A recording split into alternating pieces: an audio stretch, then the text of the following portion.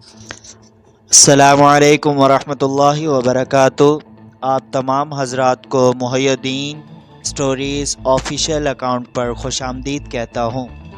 تو I hope آپ سب کو پچھلی تمام ویڈیوز بہت اچھی لگی ہوں گی اور آپ سب کا مجھے بہت پیار مل رہا ہے۔ اللہ تعالیٰ آپ سب کو خوش رکھے۔ آج کا جو ٹائٹل ہے، آج کی جو ہماری قسط ہے، وہ ہے ویران زندگی قسط نمبر 7۔ تو چلتے ہیں اسٹوری کی طرف۔ اسٹوری کچھ یوں ہے۔ ویران زندگی قسط نمبر 7، چونکا دینے والی قسط۔ ہانی گھر آئی تو دروازہ پہلے ہی کھلا تھا۔ ایسا لگ رہا تھا بس اسی کا انتظار کیا جا رہا تھا۔ مومانی سے سر باندھ کر روتی ہوئی ملی تھی۔ ہانی شکر ہے تم آ گئی ہو، بس جلدی سے اپنے باس سے ایڈوانس تنخواہ لے کر آ بھی جا۔ ایڈوانس تنخواہ لے کر ابھی جا واپس، ویسے بھی مہینہ کچھ دنوں میں پورا ہونے والا ہے۔ مامی نے بے بسی سے کہا تھا۔ کیا مطلب مامی؟ ہوا کیا ہے؟ آپ ایسے رو کیوں رہی ہیں؟ ماموں ٹھیک ہیں؟ ہانی پریشانی سے بے ہوش ہونے والی تھی۔ وہ بیگ نیچے رکھ کر بے جان سی آہستہ سے بولی تھی۔ گڈی دے ماری ہے کسی نے ان میں، دونوں ٹانگیں ٹوٹ گئی ہیں۔ میرا بھائی ہسپتال لے کر گیا ہے ان کو۔ مجھے کہا ہے فوری آپریشن ہوگا، پیسوں کا بندوبست کر، میں تیرے انتظار میں بیٹھی ہوں۔ ہانی کچھ کر۔ ہائے میرے سردا سائیں، وہ اب جاہل عورتوں کی طرح سر میں خاک ڈال کر بیٹھ رہی تھی۔ ہانی جو اپنے حساب سے اپنی عزت کی حفاظت کی جنگ آج فتح کر کے وہاں سے بچ نکلی تھی، دوبارہ خود کو قید محسوس کرنے لگی تھی۔ اس نے بیگ سے آفس کا موبائل نکال کر ہادی کا نمبر ملایا تھا، جو پہلی رنگ پر اٹھا لیا گیا تھا۔ ہاں ہانی بولو، میں سن رہا ہوں۔ ہادی کی سانس پھولی ہوئی تھی، ایسا لگ رہا تھا میلوں سے دوڑ کر آیا تھا۔ سر مجھے آپ سے ملنا ہے، آپ مجھے آفس کی گاڑی بھجوا دیں ابھی۔ ہانی کی آواز کسی کنویں سے آئی تھی۔ میں خود آتا ہوں۔ ہادی جو گھر کے راستے پر تھا، اب اس نے ہانی کے گھر کی طرف جانے والی سڑک پر گاڑی ڈالی تھی۔ کچھ ہی دیر میں دروازے پر دستک ہوئی تھی۔ ہانی اسی آفس والے حلیے میں گمسم چارپائی پر بیٹھی تھی، جبکہ مامی نے بھاگ کر دروازہ کھولا تھا۔ وہ ہادی کو اندر لے آئی تھی۔ ہانی نے ہنوز نیچے دیکھ رہی تھی۔ مامی نے اندر سے کرسی لا کر ہادی کو بٹھا کر ساری بات روتے ہوئے خوش آمدی لہجے میں بتائی تھی۔ ہادی نے اسی وقت 50,000 کا چیک لکھ کر مامی کو تھما دیا تھا۔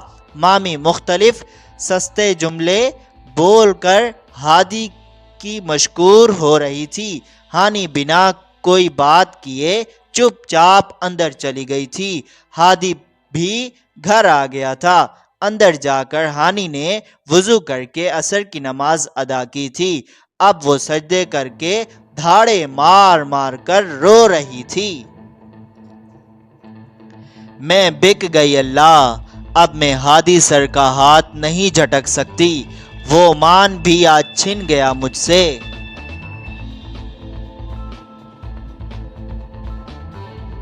بس یہی الفاظ تھے جو وہ درد کی شدت سے ادا کرتی اور اس کے رونے میں تیزی آ جاتی۔ انسان بہت ناشکرا ہے، وہ ہمیشہ اپنی شیطانی وسوسوں کی بنیاد پر رب کی رحمت کو جانچتا ہے۔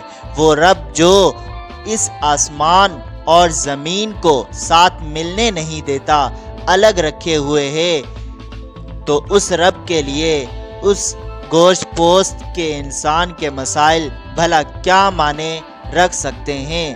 مگر انسان اپنی عقل ناقص پر انحصار کر کے پریشان رہتا ہے۔ ہانی نہیں جانتی تھی اللہ نے اس کی ہر دکھ پر مرہم کا بندوبست کر دیا ہے۔ ہاں یہ سچ تھا، وہ اب ہادی کا ہاتھ جھٹکنے کا حق کھونے والی تھی۔ وہ رو دھو کر کچن میں کھانا کھانے آئی تھی۔ مامی اب شاید ہسپتال جا چکی تھی۔ گھر میں راجو اور سونی کے ساتھ کچھ محلے کے بچے کھیل رہے تھے۔ سالن بنانے کی اجازت ہانی کو نہیں تھی، مگر شام ہونے کو تھی۔ جب مامی واپس نہ آئی تو بچوں کے بار بار کھانے کے مطالبے سے تنگ آ کر اس نے دال چڑھا دی تھی۔ رات کے 10 بج رہے تھے جب مامی ماموں کا ہاتھ پکڑے مسکراتی ہوئی اندر آ رہی تھی۔ ماموں کو سر پر پٹی بندھی تھی، ایک ٹانگ بالکل ٹھیک تھی جبکہ دوسری میں بھی ایک جگہ پٹی بندھی تھی، جس سے صاف پتہ چل رہا تھا ٹانگ ٹوٹی نہیں ہے، بس ہلکی سی چوٹ ہے۔ ہانی ہکی بکی دونوں کو دیکھ رہی تھی۔ اس سے پہلے کہ وہ کچھ پوچھتی مامی خود سے بولی تھی، وہ دراصل ان کے ساتھ جو بندہ تھا وہ حالت ان کی تھی، مجھے غلط بتایا گیا تھا۔ چل ہانی ماموں کے لیے یخنی چڑھا دے، یہ لے دیسی مرغا لائی ہوں۔ وہ شاپر پکڑا کر ماموں کے ہمراہ اندر چلی گئی تھی۔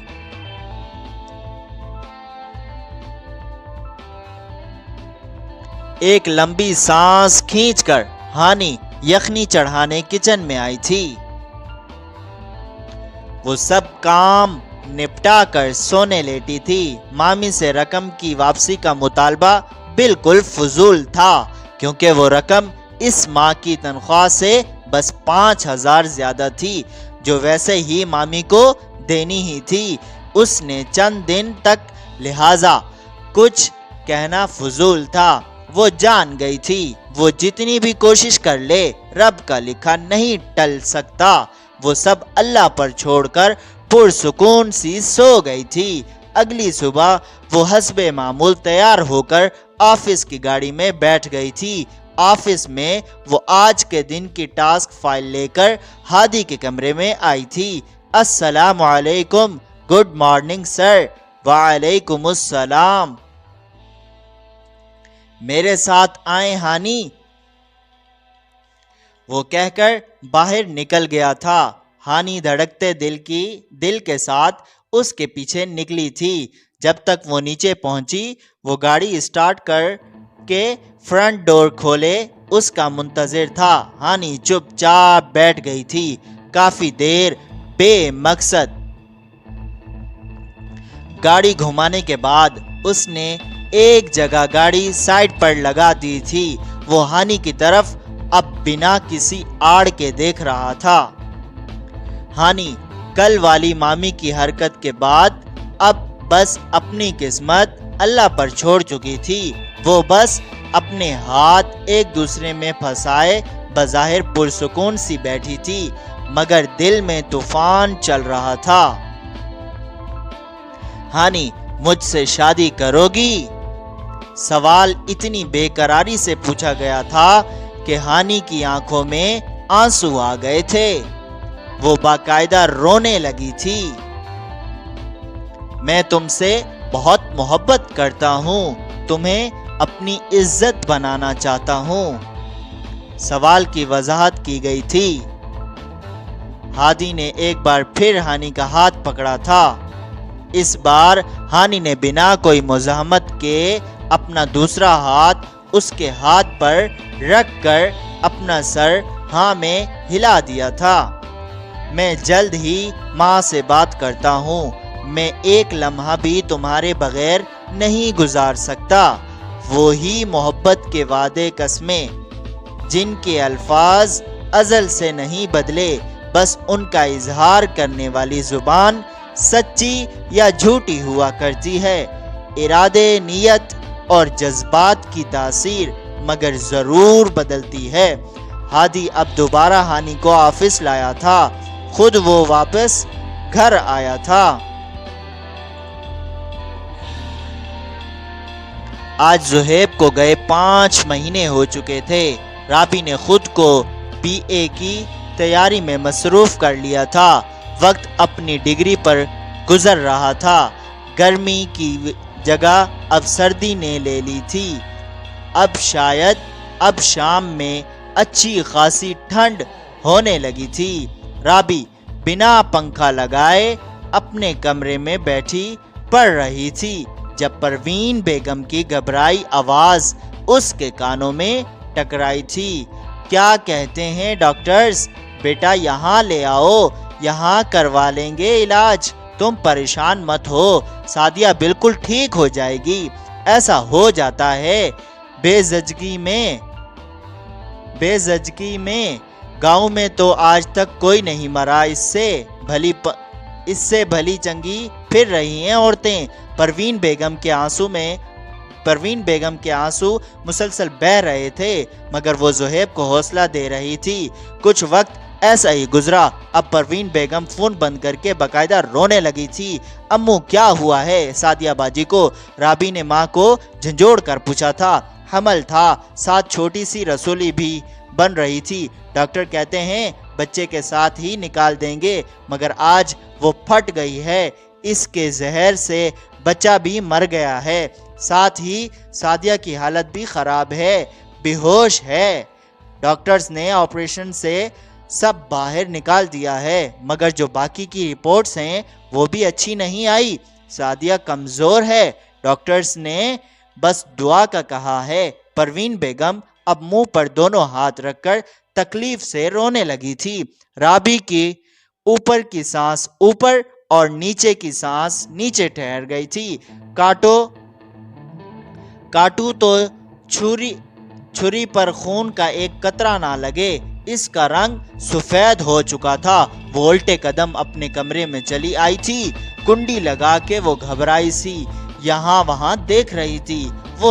وہ رونا چاہتی تھی مگر آنسو آج اس پر مہربان نہیں تھے۔ اس کا دل ایسے بھاری تھا مانو پوری دنیا کا بوجھ اس پر رکھ دیا گیا تھا۔ اس نے خود کو زور سے ہاتھ پر کاٹا تھا۔ وہ تکلیف سے رونا چاہتی تھی مگر اس کو درد محسوس ہی نہیں ہو رہا تھا۔ اتنے میں ایک بار پھر پروین بیگم کا موبائل بجا تھا جسے فوراً اٹھا لیا گیا تھا۔ فون پر جو بھی بتایا گیا تھا اس کا جواب پروین بیگم نے محض چیخ کر دیا تھا، ہائے میرے سعدیہ، ہائے میری سعدیہ۔ رابی بھاگ کر باہر گئی تھی جہاں پروین بیگم بے ہوش پڑی تھی۔ رابی نے فون کان کو لگایا تھا۔ ہیلو گڑیا، میری سعدیہ نہیں رہی، زہیب نے بھرائی آواز میں کہا تھا جسے سن کر رابی نے چیخ ماری تھی۔ میں نے یہ نہیں چاہا تھا۔ وہ پاگلوں کی طرح چیختی اپنے کمرے میں بند ہو گئی تھی۔ اب وہ واش روم کو بھی لاک کر کے ادھر بیٹھ گئی تھی۔ اب اللہ کی پولیس آئے گی، مجھے پکڑ کر پھانسی دے گی مگر اللہ آپ تو جانتے ہیں نہ میں نے زہیب بھائی کو کبھی مانگا نہیں تھا، پھر سعدیہ باجی کو کچھ ہو جائے یہ تو میں نے کبھی نہیں چاہا۔ وہ دھاڑے مار مار کر اب رو رہی تھی۔ میری بہو، میری بہنوں جیسی سعدیہ باجی میں آپ کو کیسے واپس لاؤں؟ میں اب کبھی زہیب بھائی کو یاد کر کے نہیں روؤں گی، بس آپ واپس آ جائیے۔ وہ بری طرح تڑپ رہی تھی۔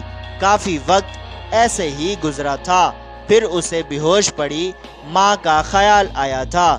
وہ جلدی سے باہر آئی تھی جہاں کوئی نہیں تھا۔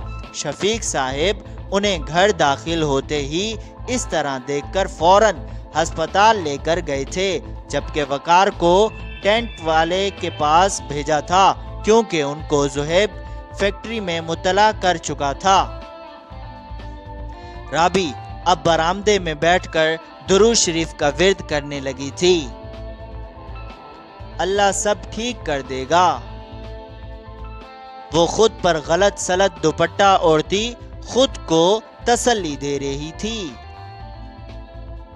پروین بیگم کا بی پی بڑھنے کی وجہ سے وہ بے ہوش ہوئی تھی۔ ڈرپ اور کچھ انجیکشن لگا کر ان کو گھر بھیج دیا گیا تھا۔ میت 2 دن تک آنی تھی مگر تمام رشتہ داروں کو آگاہ کر دیا گیا تھا۔ لوگ شام تک شفیق صاحب کے گھر پر جمع ہو چکے تھے۔ سعدیہ کے بھائی اور بھابھی بھی آ چکے تھے۔ دونوں بھائی ایک دوسرے کو گلے لگا کر تکلیف سے روتے، مگر دل کو صبر نہ آتا۔ آج دونوں بھابیاں بھی دل کھول کر رو رہی تھی۔ انسان بہت عجیب ہے، جب تک ہم زندہ ہوتے ہیں ہم اپنی بے گناہی میں قرآن پر بھی ہاتھ رکھ دیں تو کوئی دل سے ہمیں اچھا نہیں مانتا، مگر جیسے ہی کوئی مر جاتا ہے اس کے تمام گناہ معاف کر دیے جاتے ہیں، فقط اس کی اچھائیوں کا ذکر کیا جاتا ہے۔ اچھا کہلوانے کے لیے مرنا بہت ضروری ہو گیا ہے۔ جب تک سعدیہ زندہ تھی بھابیاں اسے بھیج کر بھی پرسکون نہیں تھی، بات بات پر اس کے بارے زہر اگلتی، مگر آج اس کا ہر گناہ دھل گیا تھا ان کی نظر میں۔ آج وہ دل سے دکھی تھی۔ 2 دن بعد سعدیہ کو میت گھر کے دروازے پر تھی۔ 2 دن بعد سعدیہ کی میت گھر کے دروازے پر تھی۔ جنازہ ادھر دبئی میں ہی پڑھا کر کفن پہنایا جا چکا تھا۔ میت کو اب بس فوراً دفنانا مقصود تھا، کیونکہ اب میت کو مزید رکھنا کسی طرح بھی مناسب نہیں تھا۔ سعدیہ کا تابوت اس کے بھائیوں کے بے حد اصرار پر گھر کے صحن میں رکھ دیا گیا تھا۔ دونوں بھائی اس کے چہرے والے شیشے کی جگہ پر ہاتھ پھیر کر چوم کر دیوانہ وار رو رہے تھے۔ چلی گئی میری بیٹی جیسی بہن، دیکھ لو اچھی طرح، پھر نہ کہنا تم نے دبئی رقم بھیجی ہے اسے، دیکھ لو، کر لو تسلی۔ بڑے بھائی اپنی بیوی کا ہاتھ پکڑ کر کہہ رہے تھے، جس پر بھابھی بھی زور دے کر رونے لگی تھی۔ رابی کسی سہمے ہوئے بچے کی طرح دیوار سے لگ کر بیٹھی ہوئی تھی۔ وقار اس کے پاس آیا تھا۔ آپ بھی دیکھ لو، پھر لے کر جانے لگے ہیں سعدیہ باجی کو ہمیشہ کے لیے۔ وہ منہ پر بازو رکھ کر رونے لگا تھا۔ صہیب ایک طرف سر جھکا کر بے آواز رو رہا تھا۔ رابی نے ان کی طرف دیکھا تھا۔ وہ بجلی کی تیزی سے ان کے پاس آئی تھی۔ ان کے گلے لگ کر وہ اونچی آواز میں رونے لگی تھی۔ وہ اس کے سر پر ہاتھ رکھے اب بھی بے آواز رو رہا تھا۔ صہیب بھائی، میری سعدیہ آپی چلی گئیں، آپ نے روکا کیوں نہیں ان کو؟ رابی کی حالت غیر ہو رہی تھی۔ اب سب میت کو لے کر جانے کی بات کر رہے تھے۔ صہیب رابی کے سر پر دوپٹہ دے کر اٹھ گیا تھا۔ رابی اب ہاتھ جوڑ کر سعدیہ کی میت کے پاس بیٹھی معافی مانگ کر رو رہی تھی۔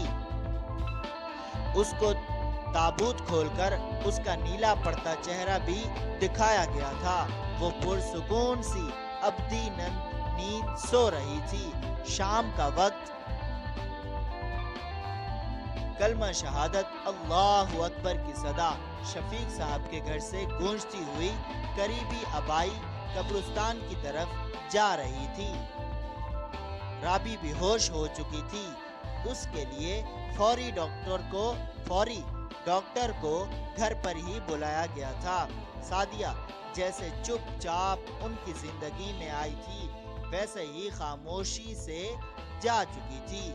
آج کون رویا؟ ہمارے ساتھ کچھ بھی کسی کی وجہ سے نہیں ہوتا، کیونکہ سب مقدر کی باتیں ہیں، اور جو اس میں لکھا جا چکا ہے وہ بھلا کوئی انسان کیسے چھین سکتا ہے؟ کوئی قسمت میں نہ لکھا ہو تو وہ کسی صورت نہیں ملتا، چاہے ہر رکاوٹ ختم ہو جائے۔ یہی ثابت ہونا تھا۔ سعدیہ تو کبھی رابی اور صہیب نے رکاوٹ کی نہیں۔ ساری بات مقدر کی ہے، مقدر کی ہے، وقت کی ہے۔ آج وقت نے پھر سے نئی چال چلی تھی، سب کی قسمت بدل کے والی تھی۔ ہم وقت مہرے ہیں، یہی ثابت ہونا تھا۔